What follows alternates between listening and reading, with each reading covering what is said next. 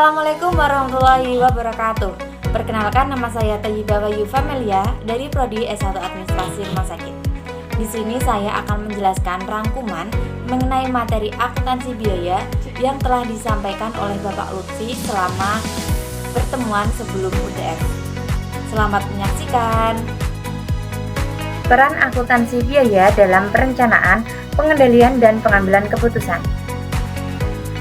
Menurut Charles, seorang ahli akuntansi terkenal, akuntansi biaya adalah sistem informasi yang mengukur kinerja, mempengaruhi perilaku, dan memandu pengambilan keputusan di dalam sebuah perusahaan.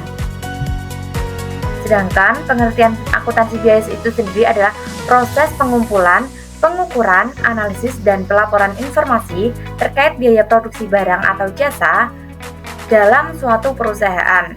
Di dalam dunia bisnis, akuntansi biaya menjadi fondasi yang vital untuk pengelolaan finansial perusahaan. Fungsi akuntansi biaya yang pertama, membantu pengambilan keputusan yang tepat. Kedua, kendali terhadap pengeluaran biaya. Ketiga, penentuan harga jual yang optimal. 4, evaluasi kinerja yang komprehensif. 5, perencanaan yang akurat dan kendali terhadap produksi. Jenis metode. Pertama, metode biaya variabel. Metode ini berfokus pada biaya variabel yang merubah seiring dengan produksi. Yang kedua, metode biaya tetap.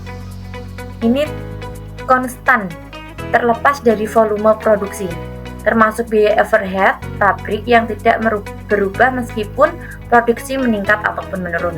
Ketiga, metode ABC, Activity Based Costing, mengalokasikan biaya overhead ke berbagai kegiatan dalam proses produksi. Keempat, metode standar, menggunakan standar biaya untuk bahan baku, tenaga kerja, dan overhead pabrik. Kemudian perbedaan antara biaya standar dan biaya aktual digunakan untuk evaluasi kerja.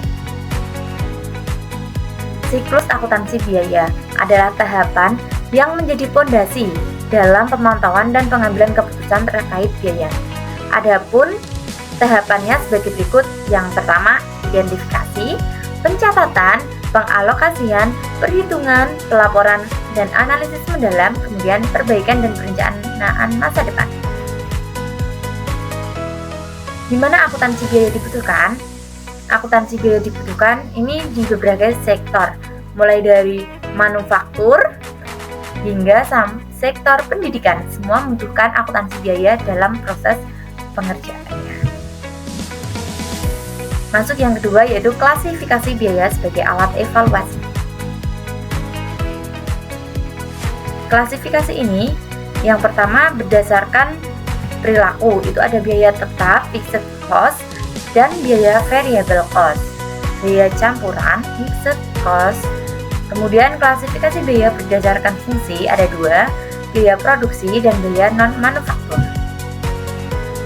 Biaya berdasarkan akuntansi pertanggungjawaban, biaya terkendali dan biaya tak terkendali. Klasifikasi biaya berdasarkan sifat penelusuran ada dua, biaya langsung dan biaya tidak langsung. Biasanya disebut dengan direct cost dan indirect. Kemudian ada klasifikasi lainnya berupa biaya peluang, opportunity cost, dan biaya hangus, sunk cost. Biaya hangus ini merupakan pengeluaran yang tidak dapat dipulihkan setelah dikeluarkan, seperti investasi pada proyek yang gagal, itu tidak bisa kembali. Materi yang ketiga yaitu kategori biaya di instansi kesehatan pemerintah dan swasta.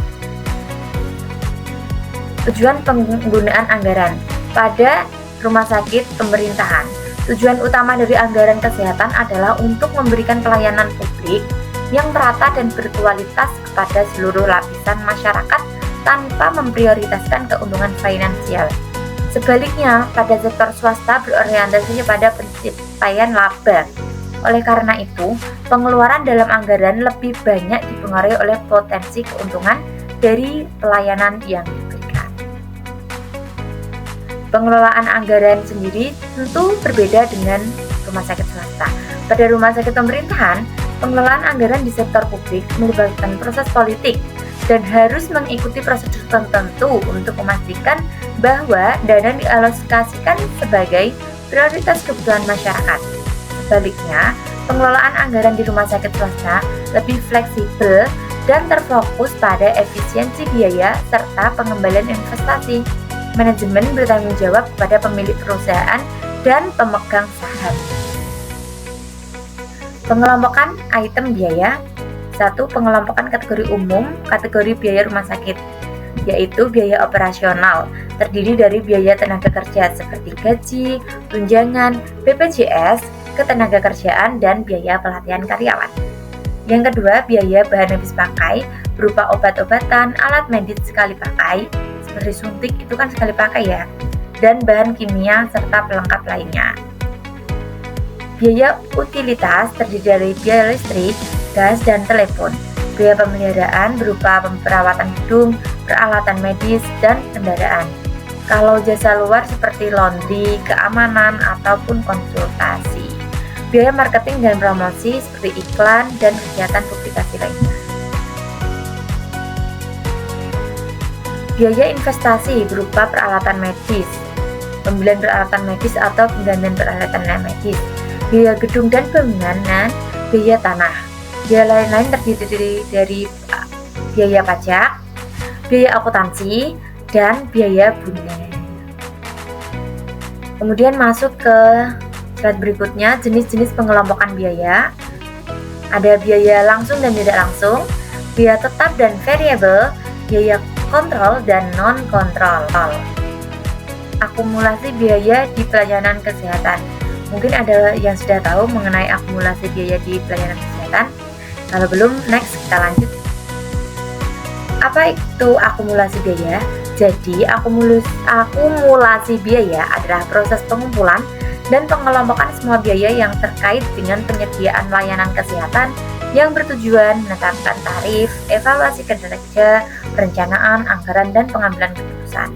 Metode akumulasi biaya biasa yang umum digunakan adalah metode tradisional dan metode ABC atau Activity Based Costing. Metode tradisional merupakan pendekatan yang telah lama digunakan dalam dunia akuntansi termasuk di sektor kesehatan seperti rumah sakit.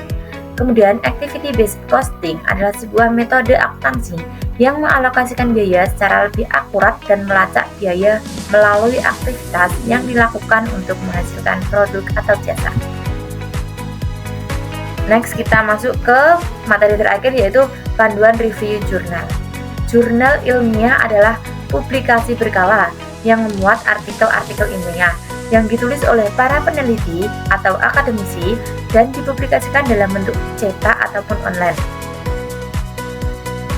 Resume jurnal sendiri adalah ringkasan dari singkatan sebuah artikel ilmiah atau jurnal yang disusun untuk memberi gambaran umum tentang isi jurnal tersebut.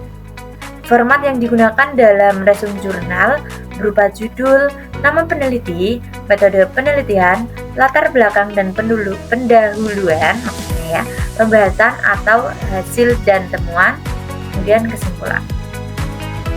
Terima kasih telah menonton dan menyaksikan video saya, semoga bermanfaat. Wassalamualaikum warahmatullahi wabarakatuh.